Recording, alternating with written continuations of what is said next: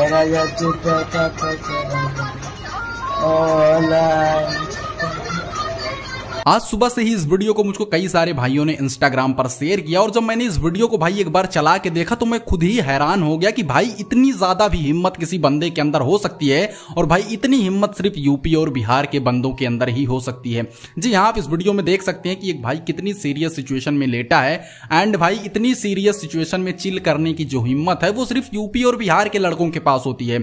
जी हाँ, बगल में भोजपुरी गाना बज रहा है खेसारी भैया का कोका कोला वाला। हर गर्मी आने के बाद ये गाना अपने आप ट्रेंड में चला जाता है और इसी तरह ये गाना अब की बार भी ट्रेंड कर रहा है। और ये भाई इतनी ज्यादा सीरियस सिचुएशन में लेटे होने के बावजूद भी ये भाई पूरी बिंदास तरीके से इस गाने को सुन रहे हैं, एंजॉय कर रहे हैं। वैसे मैं भगवान से जल्दी प्रार्थना करूंगा कि ये भाई जल्दी ठीक होकर अपने घर चले जाएं।